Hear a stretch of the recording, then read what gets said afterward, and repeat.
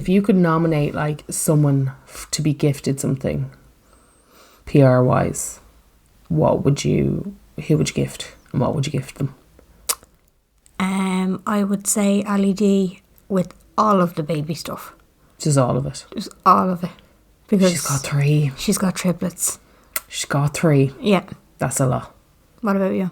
I would want Pretty Little Thing. Okay. To do a drop.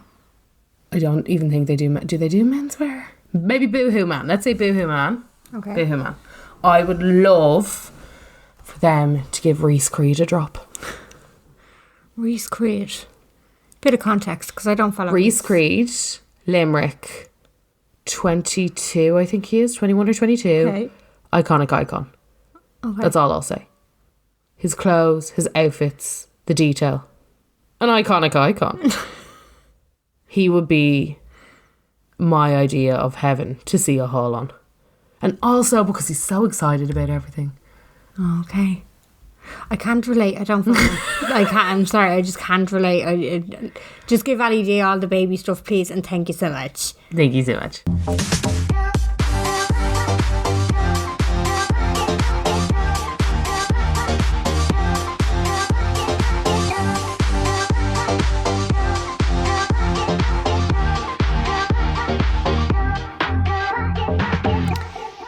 Hello, and you are very welcome along to the Unpopular Opinion podcast. My name is Jen. And I'm Carla.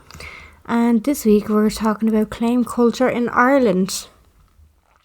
Have you ever needed to make a claim, Carla? Have I ever? No, I've had claims made against me, but I've never needed to make a claim. Do explain. So when I was learning how to drive, okay, rallying it out of it. I actually said this in Iqal's podcast when I was a guest on their podcast. I was explaining the situation, but basically, I used to drive my dad's Jeep. My dad's Jeep was a Land Rover Discovery, so they're really long and really boxy. Okay. So that's the Jeep I learned to drive in. Mm-hmm. So obviously I thought I was shit hot, cruising around in my dad's Jeep, that's fucking automatic, driving. Sorry, can I just interrupt you there just for 1 second? Automatic is not driving. So I learned, my sister had a Polo, so my sister's 3 years older than me, so I learned at 17, so Amy would have been 20, and she got a Polo for her 18th birthday. Lucky bitch. This is all pre-recession times, everybody. This is pre-recession times. There was money in the pot. So I couldn't get the hang of manual. Right. But my dad was like, you simply have to learn how to drive. Mm-hmm. You have to put your nerves aside. So he insured me in the Jeep and the Polo and was like, you'll drive both intermittently until you get the hang of it. Mm-hmm. Now, Amy was an absolute arsehole, so would never let me drive her car. So ended up being in the Jeep, but it gave me the confidence to drive. Mm-hmm. But then I also had a few issues. So first one was in an estate in Castle, Carpo. Mate's estate, reversing, sensors beep, beep, beep, beep, beep, beep, beep, beep, beep. But the way you always think you have a little bit more leeway. Yeah. So, was taking off. Some guy came up and was like, sorry, you just backed into my car. And I was like, no, I didn't. And he was like, yeah, you did. And I was like, sir, no, I didn't. No, I didn't. And me and my other mate were in the car. And he was like, yeah, you did. I was in the front garden. And I was like, and he was like, lucky I was in the front garden. He would have just drove off and left my car the way it is. So I hopped out anyway, went to look at his bonnet. I mean, there was not a scratch, a baby indent. Right. Now, it was a Mercedes. It was an 07, I'll never forget, it was an 07 Mercedes. Okay. So, brand new. Okay. Wanted a whole new bonnet, $2,500. Wow. $2,500 he took from me. And he was a rude arsehole. I'll never forget it. He called me. I was in my bedroom and I remember he called me and he was like, yeah, is this Carla? And I was like, yeah. He was so rude. So anyway, I put him in touch with my dad. So my dad was like, great, we're going to have to pay that one out. And then 2 months later, I was in the Polo this time. I was on the M50. It's so bad. And I'll never actually kind of forgive my mate's mum because I wasn't supposed to be on the M50. So I used to take back roads. I used to take back roads from Coolock to Castleknock. And she was like, you can drop her out to the yard. And I remember being like, I've driven less than a 10. And she was like, yeah, you can just swing by Ashburn, drop her out to the yard, and then you can come home through the M50. And I was like, fuck it, that's one exit. Finglas exit, Ashburn exit. Okay. So I was like, I'll be one exit on the M50, I'll be grand. Was I grand? Oh, It doesn't sound like you were, I Carla. definitely wasn't. It was a 5 to 10. My driving lesson was a 10, and I decided to try and text my driver. Oh. Yeah. At 17. And I floated over. This car was floating over his. Do you know, like, he was close to his line, I was close to my line, but I tipped over the line and took off his wing mirror. Another brand new Merc. Oh, God. So it was like a long running joke of me and Mercedes. And then after that, my dad was like, you're not allowed in a car without a fully licensed driver. Oh, Jesus. So I had to drive with a fully licensed driver for a year until I got my full licence.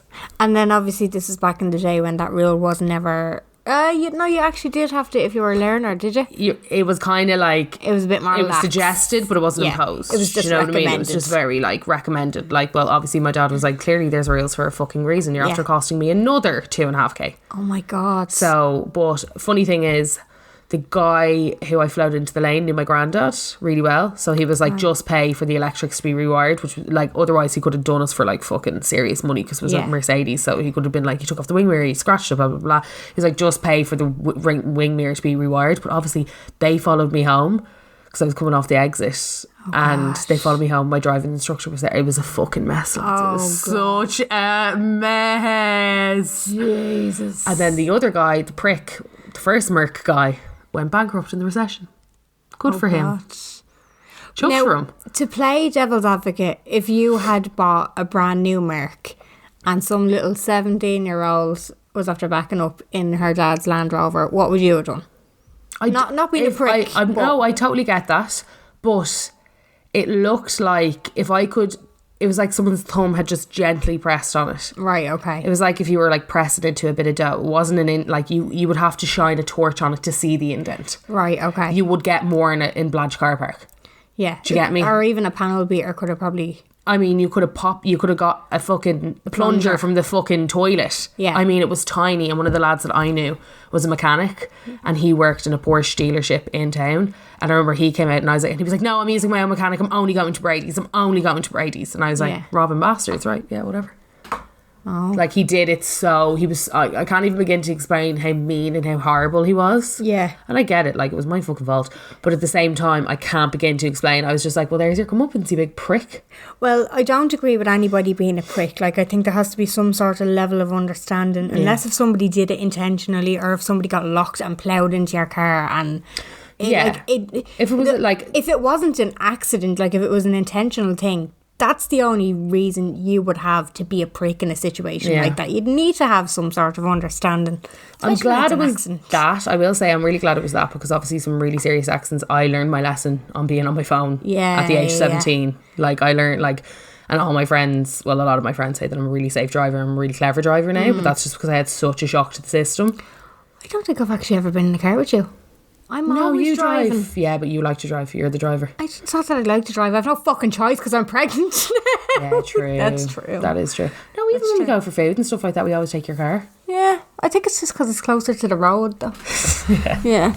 Yeah, it always is. It's always like, I don't know. It's more convenient. And everyone else, I prefer to drive. Like, out of me and Tom, I drive. That's gas. 24/7. I fucking hate his driving. He's so bad. I don't like being I don't mind being a passenger with Adam, but I don't like being a passenger in my own car. I don't know what it is. I just don't like my own passenger seat. Isn't it? Yeah, you're like, sorry, I'm not used to this. This is where I put my stuff. Yeah, this is my stuff. This is my bag seat. This is my stuff. Yes. What about you? So made a claim or been claimed? Kind of both. Oh, chicken. Do tell. Well, not that I made a claim. So when I was very young, I think I was 5, me and my whole family were in a crash. Oh no. On the N4. Where somebody went into the back of us. Now, I don't have much memory of this. Like, I can't say that I can give you all the details of it because I actually don't know. I don't know what I don't know what the circumstances, whether it was a hard bang or whether, soft bang. Yeah, soft bang. You know yourself. But this was back in the day, and I do remember having to go. I remember it was quite serious because I had to go to a child psychologist. I remember going into the psychologist's office and I wet the bed for years after. Oh my God. I wouldn't want to admit that now. It's so funny the way that people still to this day won't admit wetting the bed. Yeah. No, but I wet the bed for years. Yeah, me too. But it was after that crash.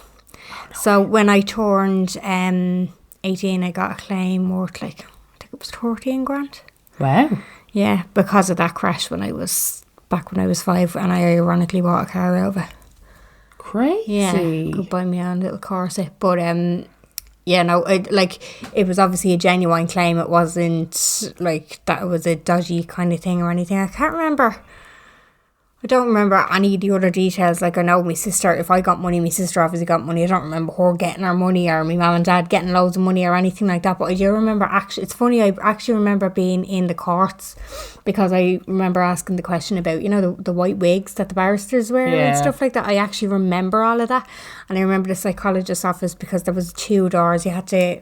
Oh, it was like, you know, 2 conjoining hotel rooms where you open a room, or you open the door, and then there's another door in front of you. It was one of those kind of situations, And I remember, like, she was just asking me a load of questions, and I was playing with toys, and then I all of a sudden looked up and realised my mum wasn't in the room, and I used to be attached to my ma's hip, like, and I remember screaming from my mum. Do you know what I mean? It's weird. It's like, they're the things that I remember from it. And then we were on actually we didn't make a claim this time, which I was surprised at, but it was because of the fucking paperwork. My parents decided not to.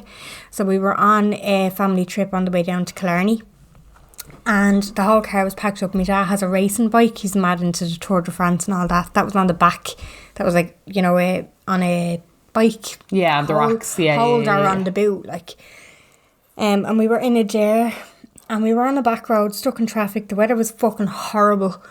And next of all, and I remember this as well, hearing screeching, you know, as if a car was after jamming on its brakes. Next of all of us, the car ploughed into the back of us, and our car jutted forward. Now, luckily, my dad was far enough away from the car in front of us that we didn't go into the next car, but the bang was so loud that the girl in the car before us got out to make sure that we hadn't crashed into her as well. Like, that's how much of a fucking bang it was after making. Now, luckily, all the suitcases and my dad's bike was on the back of the car, so we didn't get that much of an impact. Oh my god. Do you know what I mean? A fright, though. Yeah, but my sister was pregnant at the time. Yeah. And I remember, none of us were injured. That's why we didn't make the claim. Okay. I don't know. Did they settle it in? I don't actually. I would presume they probably did. I actually never asked because of the damage done. Like, my dad's bike was fucked. Like, he was bringing that down to Killarney, and I felt so sorry for him because he was bringing it down to Killarney to be able to cycle. Like, we were going on a little holiday. Like, do you know what I mean? But my sister was also pregnant at the time. I just said that. And like, we were fucking traumatized. Not to mention, your man was locked. The smell of drink off me, dad was fuming at him. I just remember when it happened, and if the car finally stopped moving, my dad just went, "You fucking..." I've never seen a thundering cunt getting out of the car. He was, "You fucking bastard," and he went up to him, and your man was after getting out of the car, and he was just like, "Oh, you know, all this." My dad was fuming at him just because of my dad doesn't drink. So to be smacked into like that by a drunk driver. Yeah. And I could never understand at the time, and I was like that because I knew this was before I even got my claim because I was young again, like this was before I was 18. And I was like, Jesus, why didn't you claim that time? You would have getting fucking thousands. Yeah. Do you know what I mean? It's so funny. My dad was like, yeah, but none of us are hurt. Like, we're fine. Do you know what I mean? And I also remember him saying, I couldn't be fucking dealing with that paperwork again. Couldn't be dealing with that fight again. Yeah. Do you know what I mean? It was so hard for an innocent party to be able to get compensated for whatever damage was done. Like, the amount that they had to go through the first time, they just decided not to the second time, even though the situation was a lot worse. It's crazy, you know what I mean? It's mad, like. Yeah. Yeah. What else happened? Did I... Oh, Anyone claim against you? Against me? No. I actually have... Oh, so there was something recently. I was 8 weeks pregnant. This is how recent it was. Oh, yeah. I was coming over from getting my teeth done over in Smiles. #collab. Can't be talking about Smiles without doing the hashtag Jesus, collab. can't be doing anything anymore. Oh no, I'd be reefed by shy bloggers say.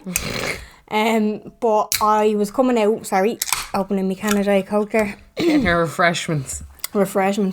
Coming out of the East Link toll bridge, and after toll bridge, the way it's all really... Yeah, like no one knows if they're coming or going. It's a free-for-all. Yeah. It's a fucking free-for-all. So two of the lanes didn't have any markings on them, but two of them kind of did. Yeah. Now, I was in my lane, and it was just as it merged in. Okay. So I'm painting a picture. Yeah, I'm kind of at that part where all the cars are coming in together. Mm-hmm. A fella comes up in a truck. Now, he is in his lane, but like I said, we're at the merging point, so there's kind of no rules where we are. Yeah. But he's behind me. And so... Sunny. I'm there. I've nowhere to go. The car's stopped. It's an absolute traffic jam, and the truck comes up. And basically, what happened... It's very hard to explain it. But basically what happened was he... drove up alongside my car. He was so close to my car that he scraped up the whole side of it. I had to beep my horn to let him know that he was even doing it, because I was obviously, one, in his blind spot, and two, in a car. He's in a truck. He cannot feel what he is doing because his vehicle is so big. And by the time he actually stops his truck, my car is under his wheel arch because the truck is so tall. So my car is actually stuck underneath his wheel arch, and he's after coming up so far that I'm blocked in now. I'm on the driver's side, blocked in, cannot get out of the car.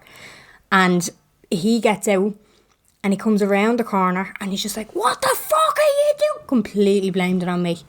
Here I was, "Oh my God, I haven't moved my car in 5 fucking minutes, pal. What are you? Hang on a minute." He was screaming at me. I couldn't get out of the car. He was after blocking me in. No remorse, not like, he just saw red and he's there screaming at me, and I can't fucking go anywhere, and I am like, I'm 8 weeks pregnant. I'm only after finding out that I'm pregnant 2 weeks beforehand, and I'm fucking in a panic. Like, or I was, oh my God, doubting yourself. I was like, oh my God, did I crash into you? Did I? And then I was like, hang on a minute, you came up behind me. Yeah, I was going to say he was behind you. You did this, and I haven't moved the car in 5 minutes. This is not my fucking fault. Yeah.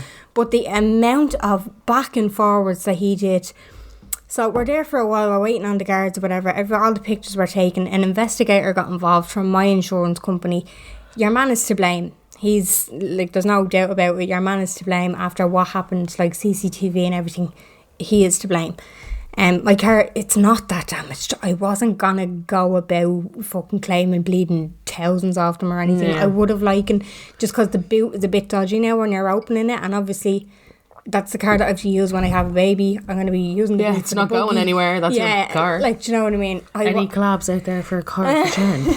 I was kind of like, oh, that's going to be shit now if the fucking boot doesn't automatically go up when you open it. If I have the baby in my hands and the buggy and all that sort of stuff. Just drop the baby on the floor. But that's true. Yeah. But I didn't claim because they were so fucking intimidating, Carla. Oh, you didn't claim in the end? No, I didn't, because they were so intimidating. What happened was, he works for his brother, your man. He works I know there was a lot of back and forth, and wasn't there? A lot of screaming matches between him and Adam and a few bits and a few balls. No, well, you see, that's because he was really intimidating. Yeah. And God loved, there was a fella called Ronan. He was finished his work day. He was in a van with his mate, and they were coming up along the East Link toll bridge, and they saw me.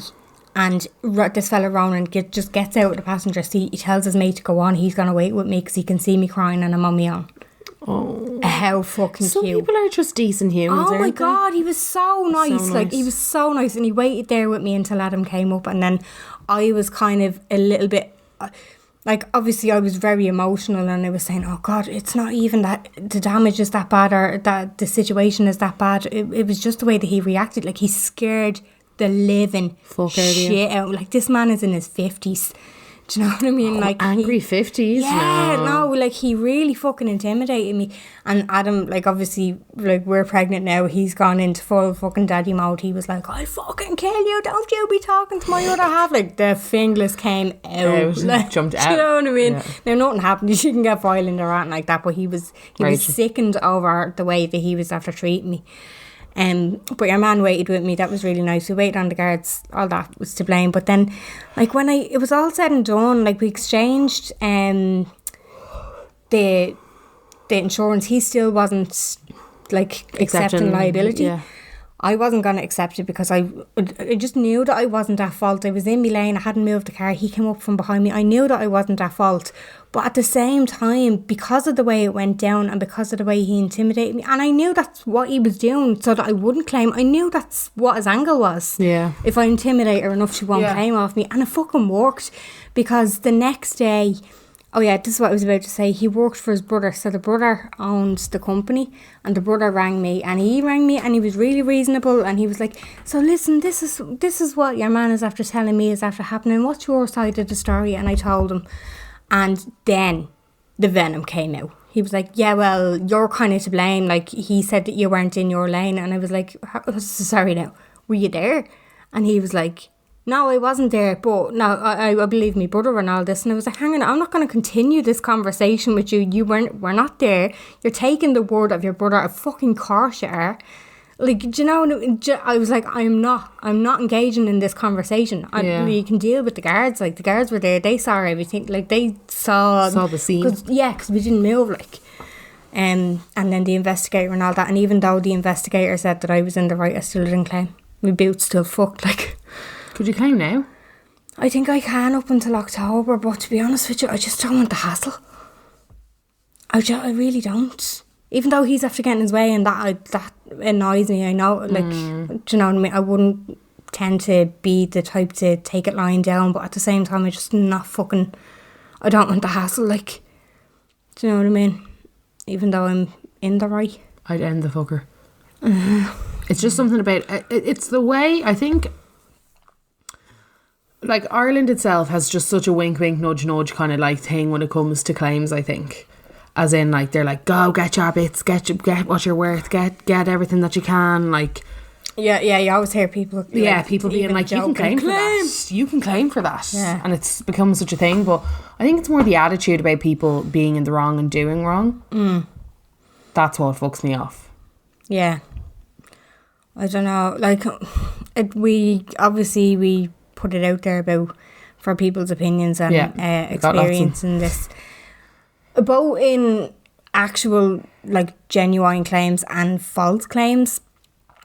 Like, the reason, if you're paying insurance, you've been affected by claim culture in Ireland, basically, because there's so many people that just do fake claims and stuff like that. Absolutely. Just give us a few responses there, Carla. So let me just load this bad boy up, right? I need to get mine as well. It's my phone. Where's your fucking phone? So, hey girls, love the podcast. I myself have never made a claim, but it's terrible to say that I know more than one person who intentionally goes out looking for claims. For example, getting a friend to spill a drink on a supermarket aisle and then following along after them and slipping on it and making a claim, all because she wanted to get a boob job and couldn't afford it. I find it mad that people can do something like that and sleep easy at night. Yeah. I also find that fucking mad. Oh my God, imagine. I wouldn't have the neck. The neck! No, I actually would not have the neck. I have one here. My friend used to work with a girl who every 2 years would get people to come from up the north and come down, find a road with no cameras on it but with other cars. She'd get these people to crash into her, drive off, she'd claim and pay them 30% of what she got. My friend was in the car with her once when it happened and was brought in for questioning by the insurance company to ask what she knew. It definitely does come back on them. She used to do that like every 2 years. It was a business for her. Yeah, but like, how would you be? Hi, I'm on this road again. I know, yeah. Because you know, if it's an uninsured driver, you get your no claims back. Right. That's why people do it. Okay. I'm not trying to fucking spread this information, but if it's you can do now, it can take up to 3 years. But who would be willing to actually own up to that? Like, do you know what I mean? Well, if they drive off, they're never going to find the driver. That's the whole thing. Yeah. They're never going. That's why she obviously goes to a road where there's no cameras. Yeah. And they drive off, and they're sure that's that. Do you think that's that on that? Do you think we should have what's the words? Like compulsory dash cams. I think Is that we a should. thing in America? I think we should. Well, I don't know. It's a I know But I a lot think of we people should. catch a lot of mad shit on their dash cams in America because you always see those things on Facebook, don't you? Yeah. I think dash cams to me kind of like remind me of, your narky neighbour Yeah. that would like put up a camera to make sure you weren't like fucking watering their flowers, that kind of shit. But nowadays, I think in Ireland, the issue is in Ireland, like I was just looking up some statistics there. We make 4 times the amount of whiplash and soft tissue claims, 4 times more than England and Wales. Jesus. And if you think of the population size. Oh, God, yeah. Yeah, you forget about the population You size. forget about the Yeah. population size. And, Yeah. like, you literally never see anybody floating around with whiplash. I don't know what it... I've actually never seen one. I've never met a person who's actually suffered with whiplash, but I'm sure there has been many. But I think... I don't know what it is about Ireland, and I don't know if it's like just this thing that like it worked out for Pat down the road, so then Sherry decided to try it, and then once it worked out for Sherry, Patter decided to try it, and then it kind of just came from there. Like I don't know where it stemmed from, but it has like it's putting businesses out of business, out of practice, like, and it's putting my fucking insurance policy. Just stop! My insurance is going up and not down. I know, it's ridiculous. Like it's so fucking annoying, considering that when I first started driving, okay, it was about $2,500. It eventually, because I've been driving since 2008, so 11 years, it eventually got down to the fact that I was paying like €340 was the least I've ever paid. But I'm now back to paying €1,100 for insurance. It's fucking mad, isn't it? €1,100. Yeah. I'm 32, for fuck's sake. Yeah. I'm driving over 10 years. I've had my full licence for over 10 years. And I'm paying €1,100 in insurance. And that's the cheapest I can get. Did you try Liberty? Liberty can fuck off. They gave me a great quote.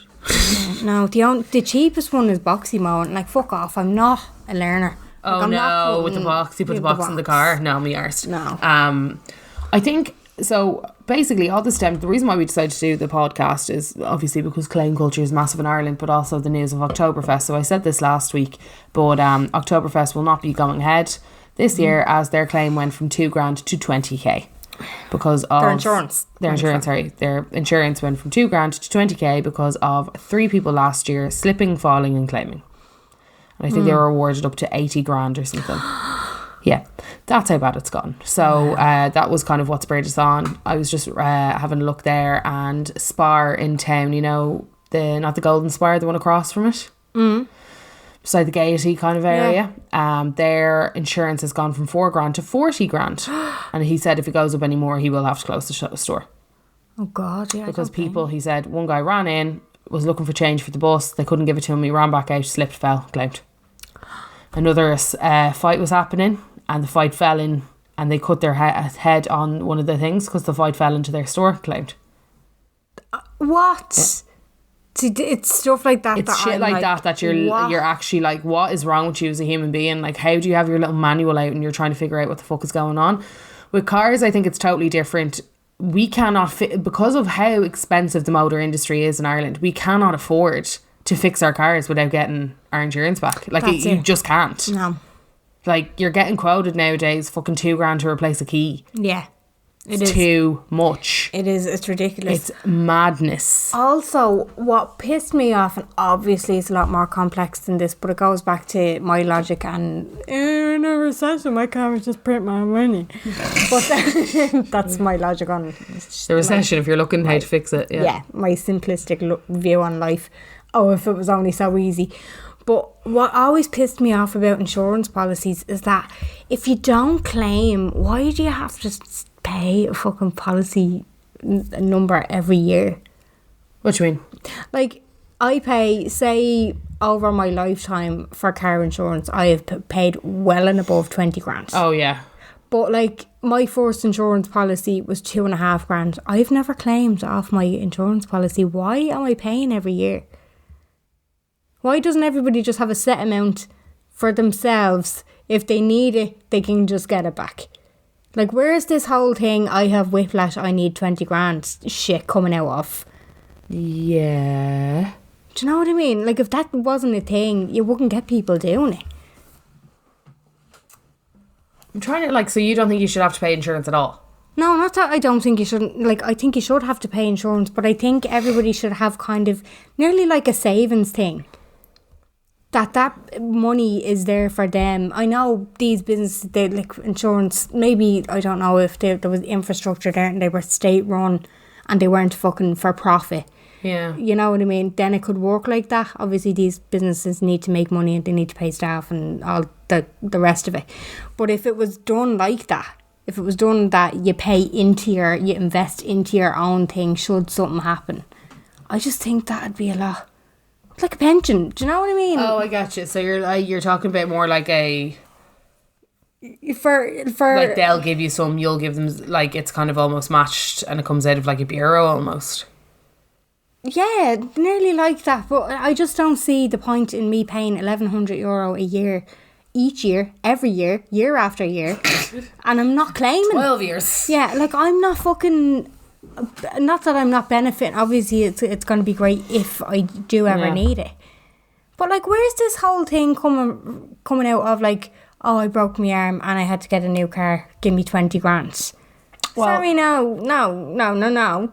You pay €1,100. Okay, you can't afford to get your car fixed or whatever. They'll fix it for you. But it's because you've paid that money in. Do you know what I mean? You don't get an extra fucking 20 grand for the inconvenience. Yeah. Do you know what I mean? So you've more of an issue with payout, the level of payout that some people get. Yeah, I just don't see the point. I don't see. If that wasn't there, it wouldn't fucking happen. Well, if it was a fairer system, there needs to be more regulations. Obviously, obviously. I think that's fucking what everybody thinks, but this whole thing of, oh, he fucking fell and split his head open on a shelf in Spar. He got 20 grand. Yeah, no, that's mad. It's ridiculous. I really don't even, I think the government are trying to change that at the moment. They're trying to put a separate process in so it doesn't just go case to court. There's case and then looked at again and then to court. But I think that's the issue. I think it's the level of claims, the level of claims that we make and the amount of money that gets paid out. Yeah. Obviously in the news we had good old Alria Bailey, which is a bit of background. If anybody doesn't know who she is, she made a claim against the Dean Hotel, which is where a very popular... fucking well back there, for anybody who doesn't know. I'll state the facts. So she's a TD. Yeah. So she's a politician. She works for the government. She made a lawsuit against the Dean Hotel, which is a very popular hotel over here.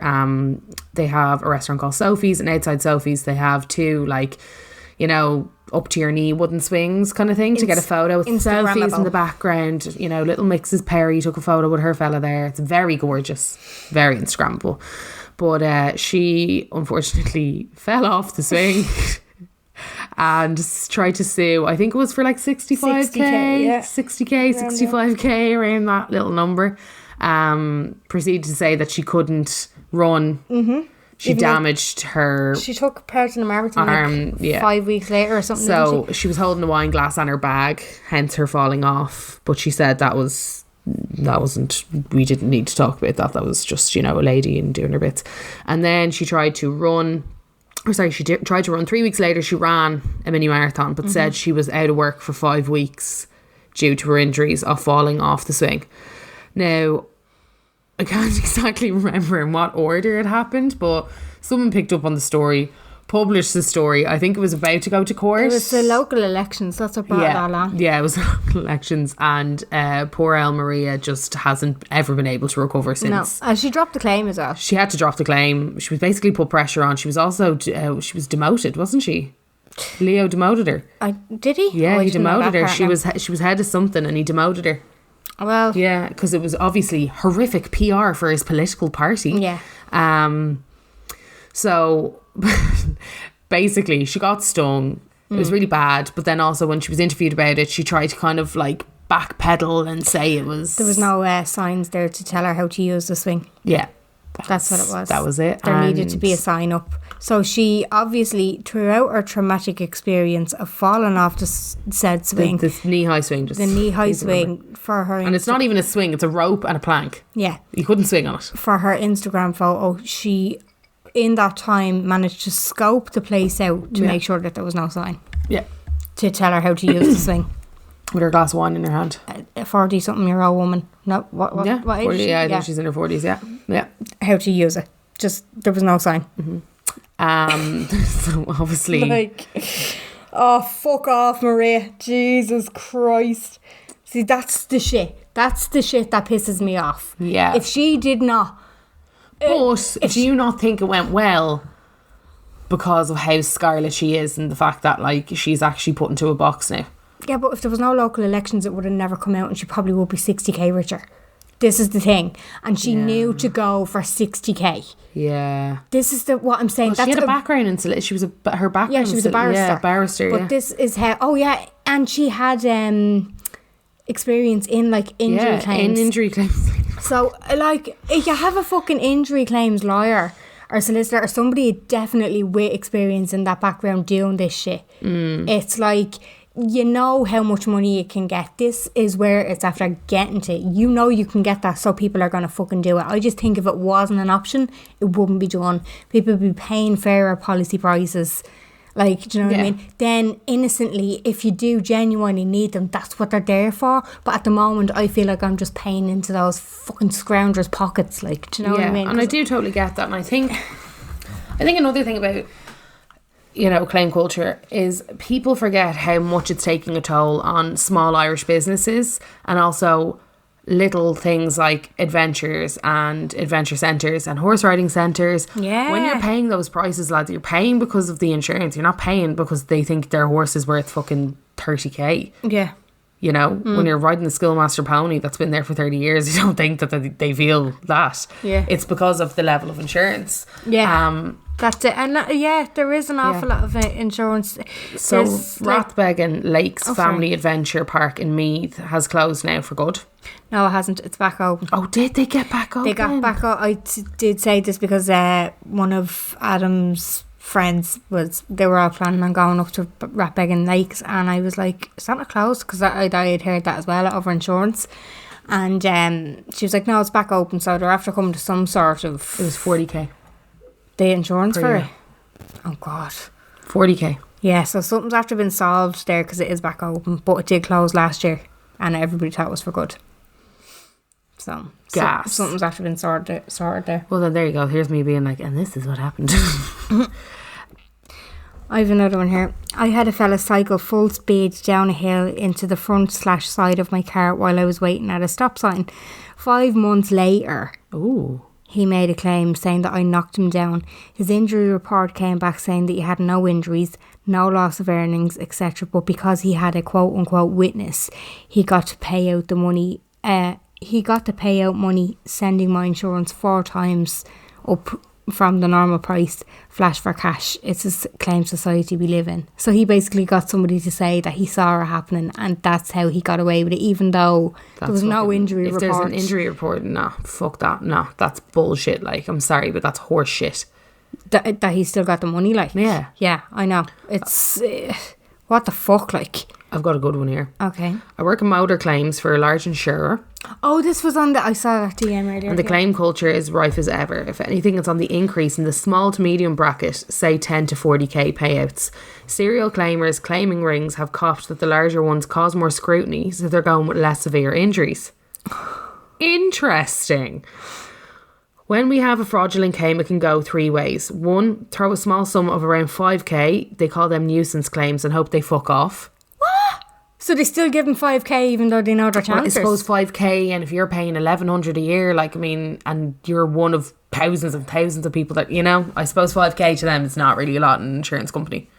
I know, fucking but a lot to me if anybody wants to give them. But this is my problem, that €1,100 to me is a fucking lot. Oh no, obviously it's a lot, but you have to think of it in the large scale of things. Like one guy I went to school with got 150k from skiing resort.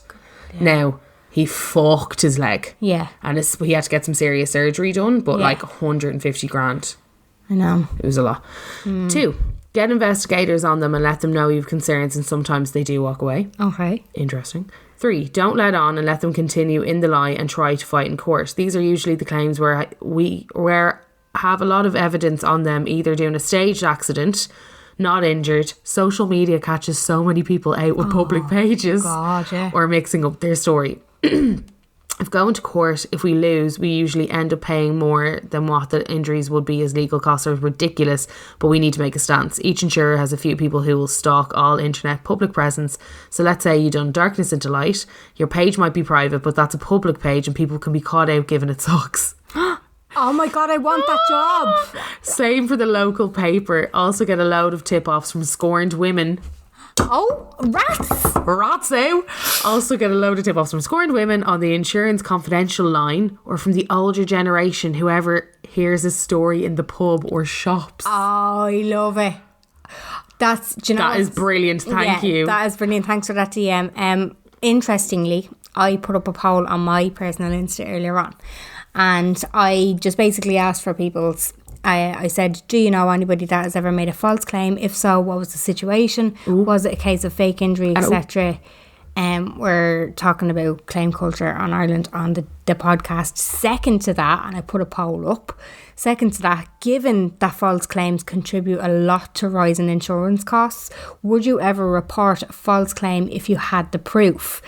Now that's only been up 2 hours. Yeah. So I have 993 votes for yes, they would report it, but I have 812 for no.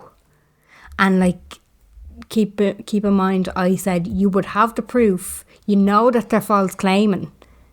People would still. It's neck and neck. It's 55 to 45%. Rats in. Rats in. Rats in. No. Rats out. They rats out. Like 45% of people said that they still wouldn't rat. Oh, rats out. Yeah. Oh. Do you know what I mean?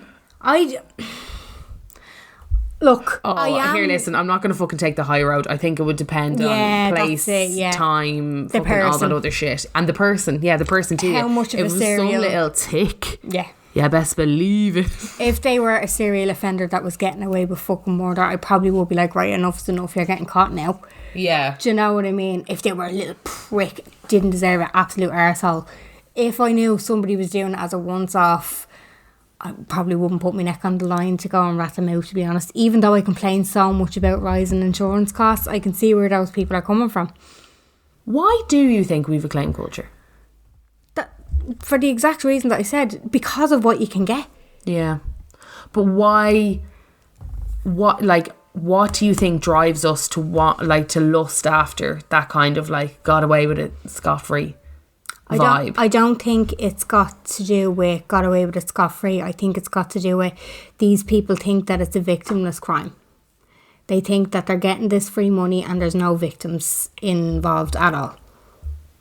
Do you know what I mean? Yeah. Because it's coming from a company. I get you. I think it's a real stick it to the man, isn't it? It's like they've loads of money because it's a spar. Exactly. But then they don't know that that's a franchise or anything else like that. Now, have you ever been in a situation where you've been like, could have claimed, should have claimed? Well, the situation that I was in a couple of weeks ago. Well, not even to get money. It was just to get the car fixed. But then, yeah, probably. It's funny how it comes to your head, though, isn't it? Like, it just crosses over your mind. Like, I was flying from Colombia up to Costa Rica. I was telling you about this earlier. And we were sitting down the very back of the plane. And one of the guy, they were shutting all the things. And then for some reason, he opened up all the overhead cabinets. And they opened one and their safety manual dropped and landed on my head. Now, I was trying to describe it, and the only way I can describe it is it was like a skybox smacking on your head. Yeah. I was in complete shock. And obviously it gave me some thump. And you know, that real unsettling thump where you don't really feel right for like an hour afterwards. Yeah.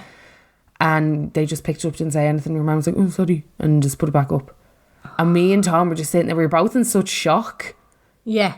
Shock that it happened and shock that they just pretended like nothing had happened. But it was the shock on your man's face, the flight attendant's face as well. He knew he kind of like was like, and then just picked it up. He obviously heard the thump. Some knock, I tell you that. Yeah. My head was ringing. And we kind of got off the plane and I was like, Jesus Christ. And Tom was really annoyed. Yeah. But I remember I was just kind of like, oh my God. And he was like, you should have fucking claimed for that. Like, that was actually ridiculous.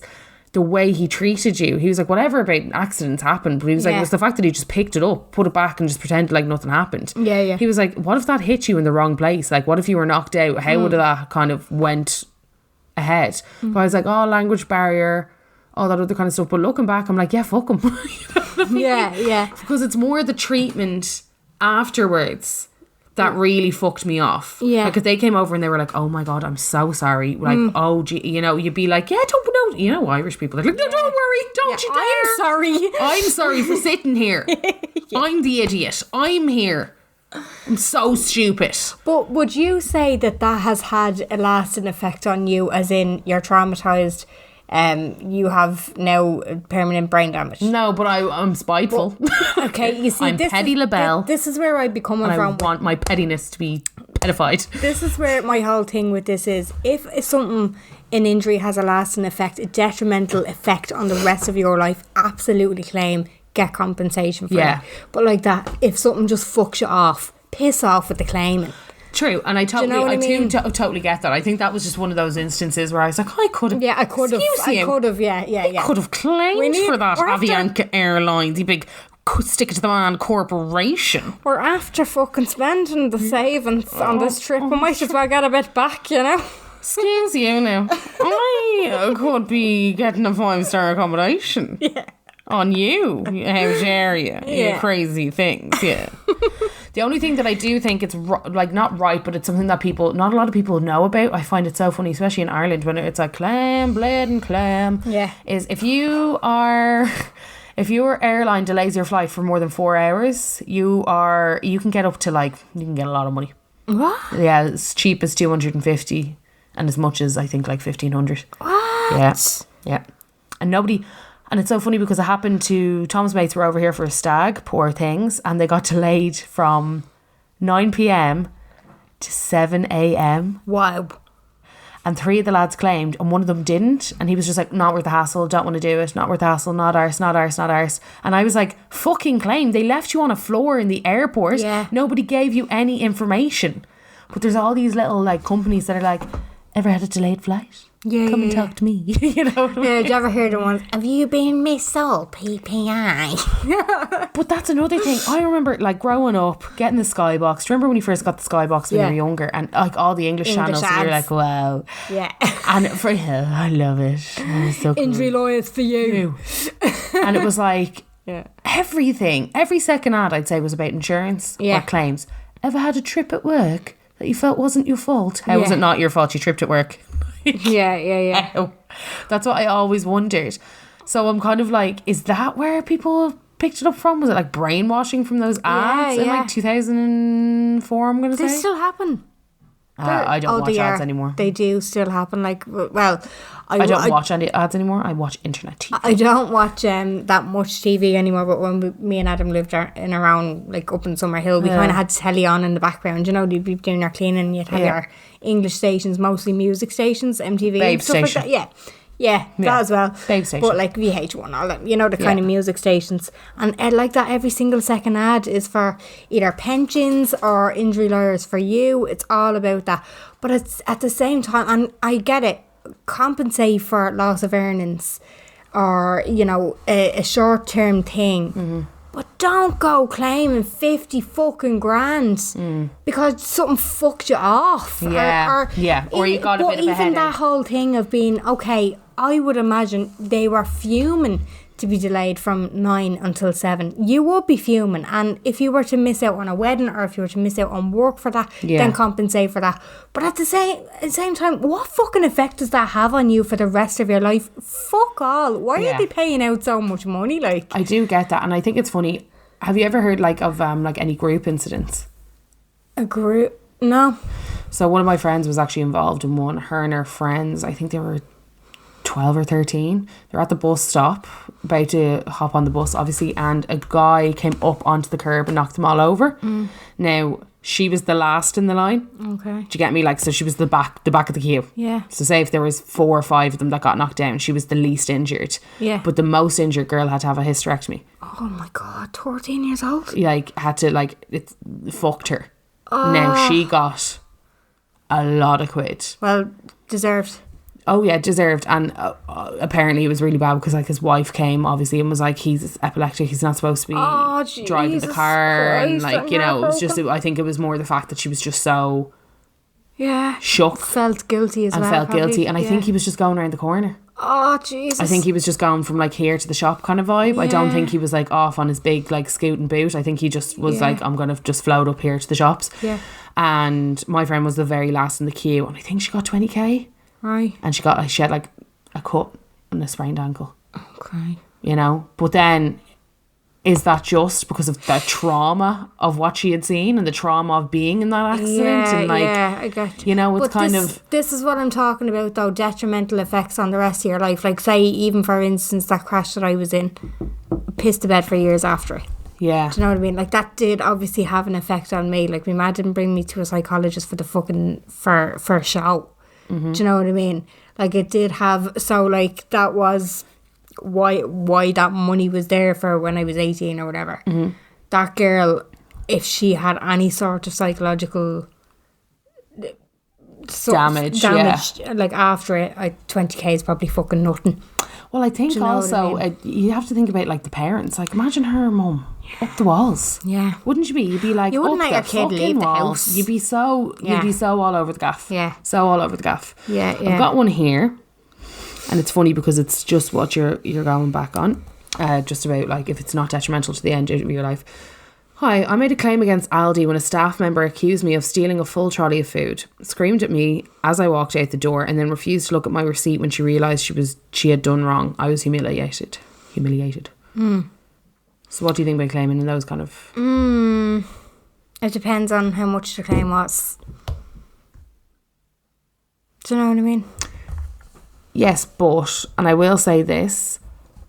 It goes back to fuck off claiming because you're pissed off. Do you know what I mean? Obviously, I would hate to be in that situation. I would hate to be like humiliated. It would be fucking humiliating. I'd be scarlet. And you would want to get your back up and be like, well, fuck you again. And I think also because you're like, Aldi, fuck you. Yeah, stick it to the man, that kind of thing. I do get that. But like if she got anywhere up from €1,000, I'm like, this is why claim culture is there. It's because people know that they can. Do you know what I mean? It's funny, isn't it? Because another one of my friends worked in River Island and they had no security, so they had to catch people thieving themselves. And obviously when you're in it, it doesn't matter where you work. You get real precious about your stuff, don't you? Yeah. But she said a lot of people used to come in, they'd order shoes, they'd collect them and they'd take no box. So they'd walk out the door and try to get caught. Oh. Yeah. So that you'd accuse them. So you'd accuse them. Yeah. And one time she followed one out and she was on the phone and they'd gotten to the centre. So River Island is it's not that far before the doors. So they'd gotten all the way to the doors and she had gotten the security. Because obviously by the time you twig them and you clock them and you get the security or you get this centre security or something else and all that other kind of shit, she had gotten to the door and she was like, hold on a second. She was on the phone and she's like, hold on a second, they're after doing it again, the fucking ticks. She's like, here's my receipt. Yeah, you'll be getting a claim from me. What? Yeah. Like blatant as day. Oh my God. Accusing me here, Robin. My friend on the phone who can hear you. The witness. Mm-hmm. Oh. So what do you think of that on that? That's so fucking annoying. But then it was like screaming at her in her face. So obviously she got a bit of a shock because she was like, oh my God, I'm so scarlet. I thought that I was, I thought it was doing good. I thought so it kind of brings it back because you're like, why be arsed? Like if you see someone robbing from a shop, fucking let them at it, But you do get so, don't you? Well, at the same time as well, you don't want to... I fucking hate, because I obviously work in a retail environment, I hate when people pull the wool over our eyes. Isn't it mad, isn't it? It's so annoying. Oh. It's not even that, the lads, they have insurance for, now, we've been held up a couple of times. In that case, I fucking bail. When we're held up, we're told, just fucking let them take what they want. Give them the money. Do you know what I mean? Just get them the fuck out. Your well-being is forefront. Do you know what I mean? Run into the fucking stockroom, wait until they leave. Do you know what I mean? But when somebody comes in and they have the freezer bag in their tote bag and they're shoving everything in, and then it's not until they leave and you realise you do be fucking fumed. Why do we get so angry? Because they're looking, that they're looking at you going, yeah, fucking tick you. So it's pride again. I think it is, yeah. So you would claim an Aldi? No. You fucking would. No, well, You would claim a River Island for the shoes. I'd look for a fucking apology anyway if I was ever accused of robbing. Because I haven't, like, sometimes when I go into a shop with me hair up in a hum bun, no makeup on, and a tracksuit, I am followed around. Oh, here, I get followed around all the time, and I always make a loud call, and I'm like, yeah, there's just some fucking security guard currently just tailing me. It's a bit awkward. I always do it. I'll call, like, Tom. That's actually a great idea. Tom's like, not again, not fucking again. He's like, you're so embarrassing. You're so fucking embarrassing. Because he's like, just like, shut up. He's like, put up and shut up very much about these things. Right. And I'm like, yeah, I'm just being followed around again. It's really embarrassing. I don't really know why they're doing it. Yeah, I'm wearing a tracksuit, but I'm also nearly 30 years old. Yeah. With a job that I'm quite happy in. I don't really need to steal these tampons. Yeah. Thank you. Yeah. Though, for making this shopping experience what it's about, really. I'm making it luxurious. Thank you so much. And then they always fuck off. They never do they ever stay on me. They're always like, oops, they don't fucking know. Because I get it. I do look like an absolute. Yeah, well, and they're only doing their job at the end of the day as well. Because at the same time, I work in a retail environment. I can tell when somebody is walking through the door if they're going to steal or not. I can tell what type of person that they are by how they look. And that Have you ever asked really someone, like, put that back? Yeah. Oh, yeah. I love them stories. I did. Could you put that back, please, sir? I was there. See, I don't want to speak too much about my job. Anyway, look, I was there. I was behind the counter. We had the beepy stickers. Sort of like barcodes, but they're actually magnetised so that when they walk out the door, it goes beep, beep, beep, beep, beep. So it alerts us, but they were trying to take them off. They had these big fucking long nails on them trying to take them, and I could hear them scratching. They were real techniques makeup brushes, and they were there and they kept looking at me. They were making it so obvious they weren't doing a good job. Like, please stop doing that. They weren't doing a good job, and I turned around to them and I was like, girls, I can fucking see it. Stop. Well, they just kind of dropped it and walked off, and I think they still got stuff that day, but they didn't get the real techniques brushes that I caught them with. So. It's so funny, isn't it? Because the amount of kids that steal. Oh, stop. No, these weren't kids. No, but like, when you go into a shop, like obviously I don't have kids, but a confectionery shop, like, yeah, like, and shop. They rob sweets and stuff, and you're kind of like, where the fuck did you get that? But it's so funny. Yeah. You're fucking Scarlet, but you're also pissing yourself. Like, you're like, where the fuck did you get that? Or they rob a teddy. And you wouldn't suspect it because it's just like a kid and their mum. So you're too busy looking at the fucking adults, and this young one's after fucking fleecing the gaff. Oh, that's another thing as well, though. A lot of, and I'm not tearing everybody in this culture with the same brush. I think Romanians even fucking hate these people, but Roma gypsies, the career thieves, come in and they basically get their kids to do everything, run under their skirts. That's really sad. It's so sad, but it happens every day of the week. Every single day of the week, and I'm exclusively talking about Roma gypsies here. Just in case you wanted to know what she was talking about, it was Roma gypsies. That's exactly what she's talking about. Roma gypsies are the thieves, the career thieves. What do you feel about? Oh, what was I going to say? Lads, we're getting so many bleeding text messages in. Jesus, can't even keep up here. So I was in a crash, someone sideswiped me on a roundabout, still suffering nearly 4 years later with soft tissue damage. Oof. People don't believe you when you say you've injuries. I'd give anything for it not to have happened. It's not like the money fixes the pain and the injury. Don't agree with false claims. It makes genuine ones more difficult to believe. Which I do get it, because people be like, you whiplash, do you? And what if you did have whiplash and you're in a brace? We did say that earlier on. You never see anybody rocking around with whiplash, but it's not to say that they don't have it. And obviously there are genuine people out there, and you don't want to take away from them. But like the false claims, it just does do it. All right, Carla's in shock here. Go on, read that out. I got a juicy. Right, go on. I got juicy Lucy. Hey girls, love the podcast. A girl I know through my brother was caught putting in for false claims. Okay. They were slamming on their brakes in front of vehicles and claiming for all sorts, and then heading off on cruises left, right and centre with the money. Oh God. They were brought to court after their last one was her and her partner's pic was in the paper, and they were named and shamed. Now it's awful because they've 2 kids and one is 15, so no doubt people knew. But still, they got away with so many. Oh God. I've actually heard that. I've seen that in the paper a few times where a couple, they don't have the same surname. How were they found out? They were in a relationship on Facebook. That's how they were found out. So it was a couple. They both had separate cars, had separate addresses, separate, like they were boyfriend and girlfriend. But like that they had set up this whole thing. Oh, this was like their job. Yeah. Their job was to actually scam people out of it for claims. No, but into each other. They were crashing into each other. No. Yeah. Like, they had gotten away with it once or twice over the last 7 years or something like that. But like that, one of these people, and I'm sorry, I want a fucking job in that. By the way, I want to be an investigator for it. Really? Yeah. That's your dream job now, not an actor anymore. I'd love to be fucking going through the social media and catching them all out. But I think it would annoy me too much. like that, somebody was after going through the social media and saw that they used to be in a relationship together. So like that's how they got caught, and that's how like they were told, like, but basically found out as scammers. What a scream. Yeah, I know. Really fucking annoying as well. That, like, when I see shit like that, pisses the life out of me. Well, listen to this one. Right, go on. I've never claimed. A friend fell last year. No injuries, no lasting issues. Was on phone to solicitors before the day was out and got 25 grand. Sickened. This is what I mean. It's free money. People know that they can get it. That's why claim culture is what it is today.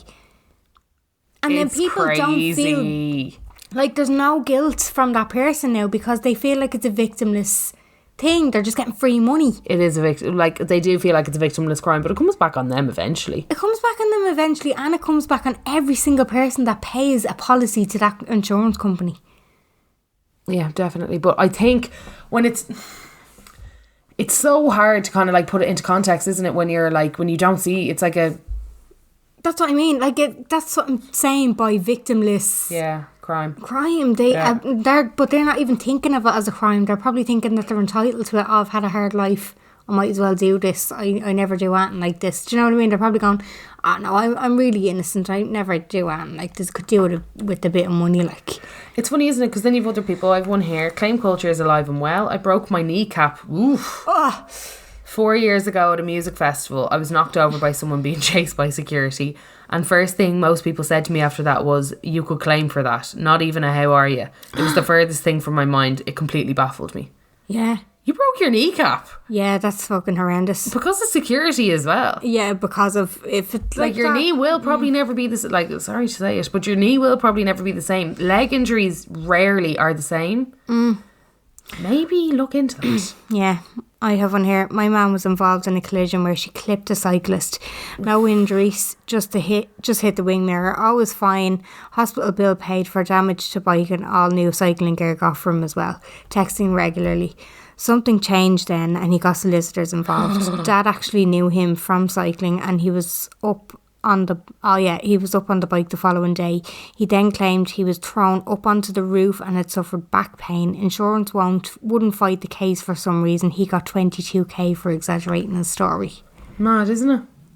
But that as well, that my mum always says to me, if you're ever in a collision or anything like that, make sure that you get there insured. Even if they say that they're not going to claim off you, make sure that you get all the details because you can't trust a fucking soul. Because so many people, 6 months down the line, when you've forgotten all about it and you're completely blindsided by it, that's when they'll go after you. It's funny, isn't it? Because, again, going back to my original stories, I remember I was in a car with one of my friends and she was and I remember I was so jealous because she was such a reckless driver and obviously I was quite careful and I was the one who was done for the fucking crashes. Yeah. And she went in, we were in Blanche, we were parking in the space and she just went boom into the car in front of her, totally overshot it. Yeah. And sure wasn't your man in the van. Yeah, so he hopped out and he was kind of just a bit in shock. He was like, and we were like, oh Jesus God, yeah. But he had a look at his bumper and was like, don't worry about it girls, no issues here. Yeah.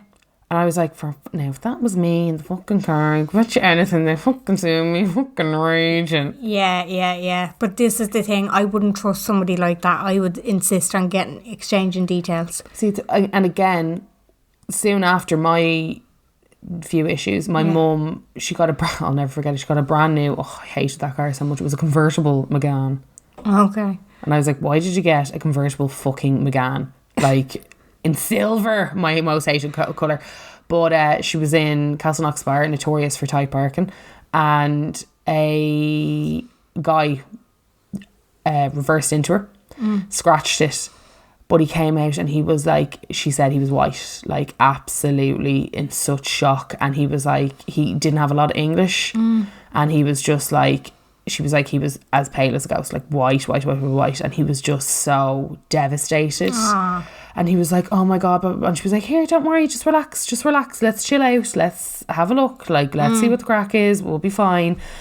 And it turned out like he didn't really have a lot of money, and that's why he was freaked out. And he was like, I think he was in between jobs, and there was a lot of like issues, because she said his car was very old and very bashed. She said it was like a 92 Toyota Corolla, and it was like absolutely hanging apart. And she was just like, she went to one of her mates patched it up, 200 quid gone. She was like, Grant, we'll never talk about it again. She's like, 200 quid, don't have to. And he was like, he sent her flowers, and bless you know, him. because she was just like, at the end of the day, it's not as if he took my fucking rear bumper off, it's not as if he absolutely fucked the car. It was just a bit annoying because the car was brand new, you know. And then another one of my dad's friends, funny enough, he owns a garage, but he reversed my dad's Jeep into a massive pole, and there was a huge chunk taken out of the Jeep, but Ray never did anything. She's like, oh well. I was like, he owns a fucking garage, could he not have like maybe got the panel beater out or something? But they just never did anything about it. It was just funny. It was just this big dint in the back of the car. See, there's two different types of people in those situations. There is no in between, apparently. I have another one here. I work in the courts, and all the claims made for the minors are investigated by my office. The child can then... invested. Yeah, that makes sense then. Invested by my office. The child can then request the funds when they turn 18.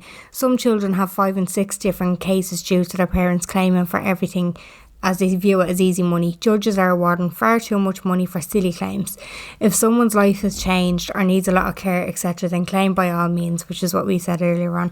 But getting awarded 40k because your child fell in the playground is ridiculous. There is no penalty for making false claims, which there should be, which is interesting. That is interesting. I didn't realise that. There was something a few weeks ago about insurance companies exaggerating the amount of false claims. If I can find it, I'll send it on. Which might not be able to send that before we finish up here tonight, but that's a bit weird. Interesting, because I saw it on one of the MAS... you know, the MAS groups. There was in a non-posted, and it was from a woman, and she was just basically saying, I can't remember, it was a playground, I think it was a playground injury, and she was just saying, basically, your daughter, something happened, they took proper care of her, they came over, immediately checked if she was okay, I remember it, they were playing, her and a little boy, the little boy hit her with a sword, I think like a something or other sword, and she ended up getting a gash on her forehead. The parents found out, came over, really apologetic, like really kind of whatever else like that. She got her little stitches, everything else like that. She was totally fine, and then she finished it up by being like, should I put a claim in? And everybody was like, why the fuck would you put a claim in? But it was real like, now...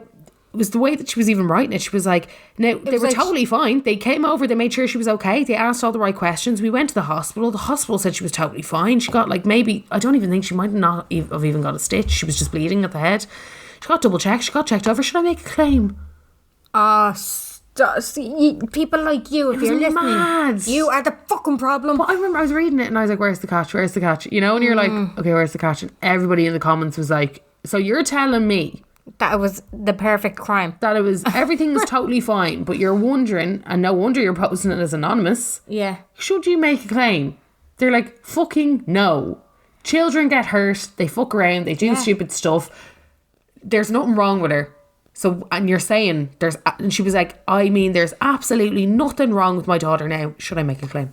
That's just... it was mad. Do you think that's the admin winding people up? Sometimes I think they put in dramatic posts in there just to get a bit of fucking drama. They stay home and they Google it, like... What I was going to say to you, I don't understand people claiming in a fucking playground like it's a jungle gym. I think when it comes to people's kids, they're so... yeah. OTT. Like, if the slide is broke, or there's a nail hanging out or something, or one of those slabs are like proper 3 inches above the rest, that's gonna cause somebody to fall, then I understand it.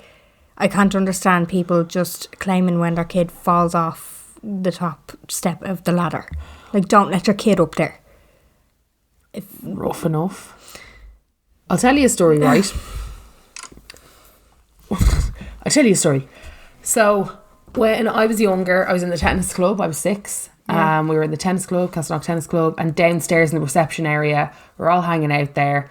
And there was a big bottle of 7-Up. You know, like under the desks, there was a big reception desk, and under the reception desk, there was loads of other random shit. And there was a big bottle of 7-Up. I was like buzzing, found a bottle of 7-Up, took a big swig. It was actually white spirits.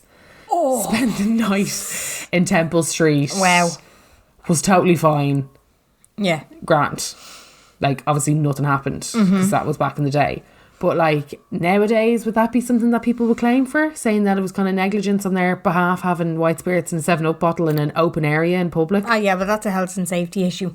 No matter what the year is, I think. Like, there shouldn't be white spirits in a fucking I think my mum was bottle. just thick that I took her away from the session, to be honest. Because I was fine, but all her mates were like, take her to the hospital. And I was grand. Yeah, they didn't have to flush me, they didn't have to do anything. But I mean, I took a massive gulp and I was like, I don't think that 7-Up's right. And one of the older kids was like, Jesus Christ. She's drinking. She like rushed me upstairs and was like, Do you want to get started? I was like, I'm fine, everything's grand. Oh Jesus. I know, Yeah. V bad. No, that I don't think that happened in the first place, and if it did, like that. Oh, I don't know. See, it's weird, isn't it? But then when it comes to people's kids, I do get it. Like, they are protective, but Of course, yeah. at the same time, like, I was grand. I was totally fine. They kept me in overnight. Turned out I was fine. But like, tennis club could have got, and I wouldn't mind. They got a hefty paycheck from the M50. So that could have been in my pocket. But just saying. Have one here. Oh God. Keep me in on. Long story. Bought my first car from a very reputable and expensive garage. Take it back to be serviced a few months later. Doing the right thing, mind the car, take it back for the service. All is good. Car gets signed off and given back to me. Head home, 40-minute drive with my cousin in the car. We both start to get a headache and we think it's because we're hungry. Not too bad. Then we feel like we're going to pass out, so I pull over. As soon as the engine stops, there's oil coming back through the vents and all down the front grille of the car. Ring the service line, explain there seems to be no oil cap on the tank. They tell me not to start the car as it could go on fire and they'll come pick it up, leaving us stranded. By this time, we're both sick and vomiting at the side of the fucking road. Mother takes us into the hospital. We have to have blood taken from the artery in our wrists. It's the worst pain I've ever been in. Jesus. I fainted twice getting it done. Turns out we had more carbon monoxide in our system than if we had been in a house fire. Yes, carbon monoxide poisoning from the car. I emailed them the next day to explain. They apologise in writing and say sorry. Being young, I just wanted them to extend my warranty and assure me that the car was okay since I just bought the bloody thing. Then they wouldn't play ball. Gave me the car back. I crashed into a ditch 2 days later because oh my God, you poor thing. Because electrics break and steering went. Little alarm goes on the dash saying electronic failure. I was sitting in the front of the car for 3 hours before they could come and get it because I couldn't start the car for heating. It was fucked. Tried to play ball again and asked for them to assure me it would be okay, and they wouldn't. So I had to take them to court because I was terrified to drive the car. They thought because I was young they could just scare me off. Yeah. Once served, I started getting threatening phone calls from one of their employees, and even one of them came to my workplace. Yeah. What did I get? 12k. 12 fucking K.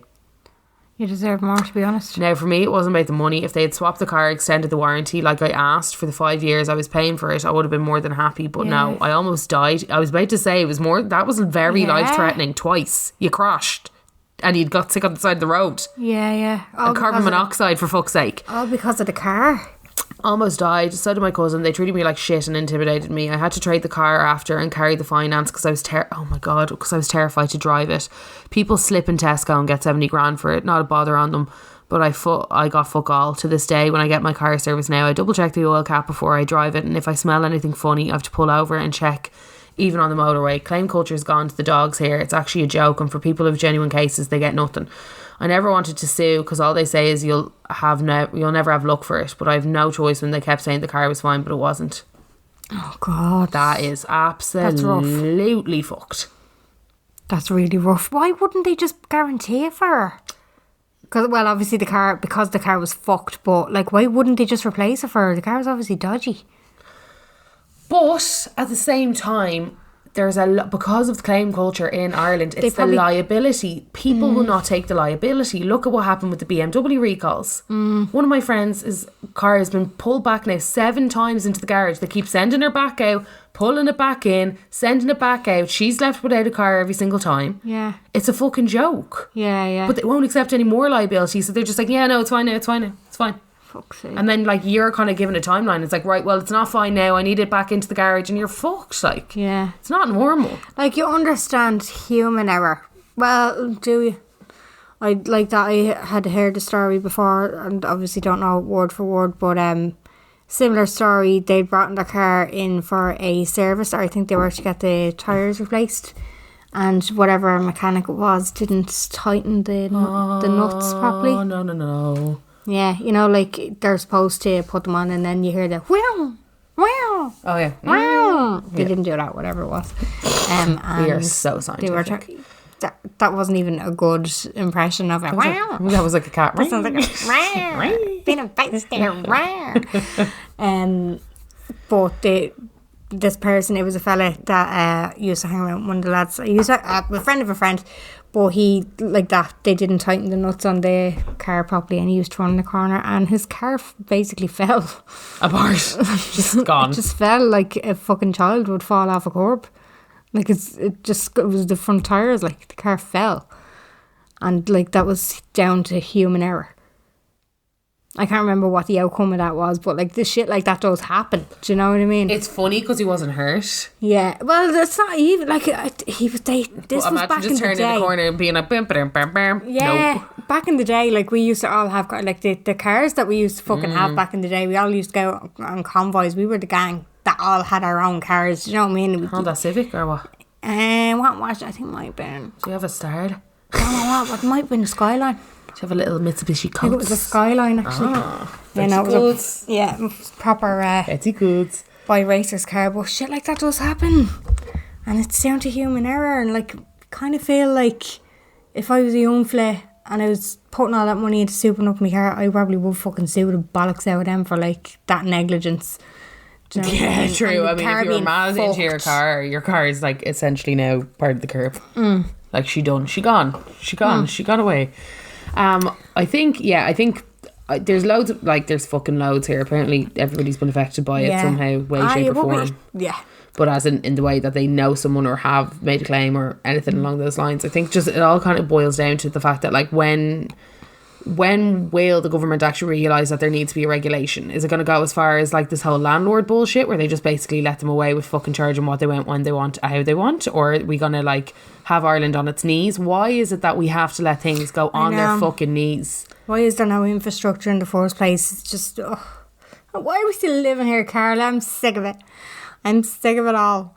I think. What do you think about, though, especially in motoring terms, about compulsory, and not even that you'd have to go out and buy it yourself, but like government issued dash cams or even CCTV on. I know there's like the whole privacy thing and nobody wants to feel like GDPR, don't want to feel like you're being watched all the time, but CCTV everywhere so you can't get away with that shit, because you do have people that disconnect their fucking brake lights so that they can brake in front of you and you smack into the back of them, like. Yeah. Do you know what I mean? Shit like this happens every single day. It is crazy.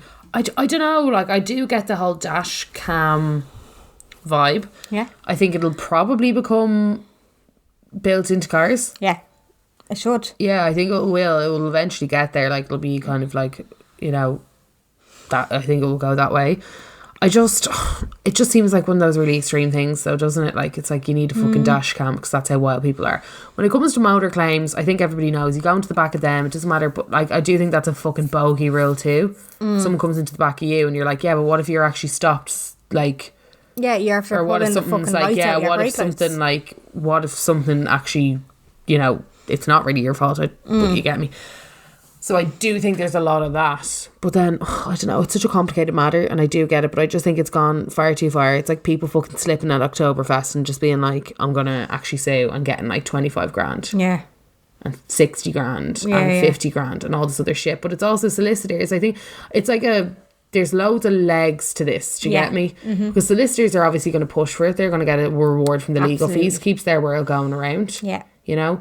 Insurance, like, I will say, just from dealing with insurance companies before, it's a lot of stress and a lot of hassle. So I can understand why a lot of people do drop their cases. Yeah. Because you're just like, fuck it, for the 2 grand, I'll just pay it myself. Yeah.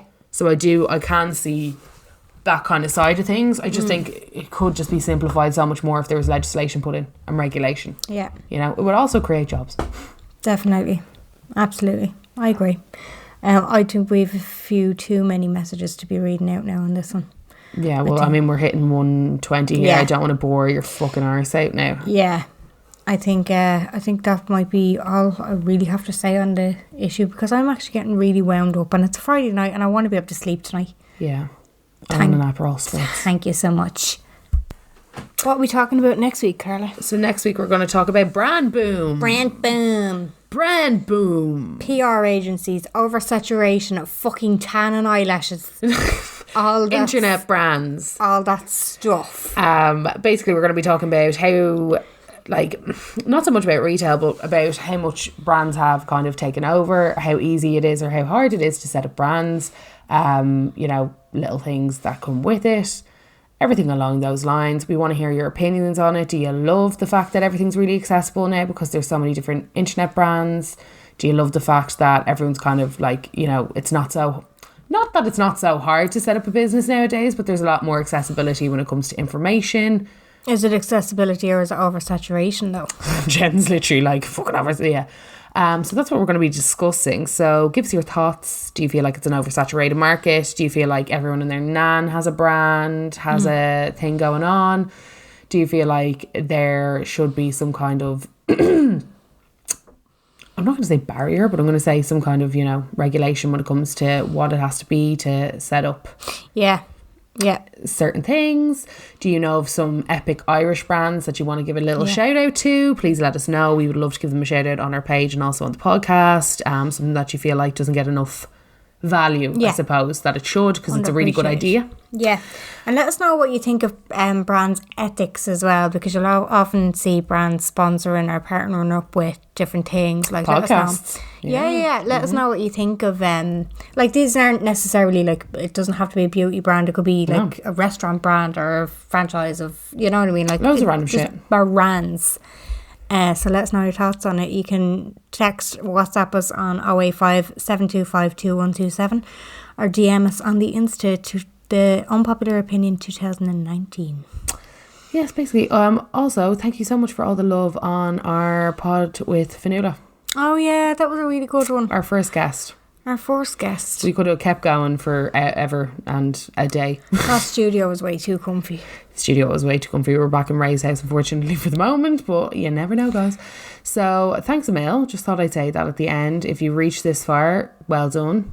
A lot of bitching and moaning today. Yeah. Hope we haven't pissed it off too much. Okay, thanks. Bye. Okay, thanks. Bye.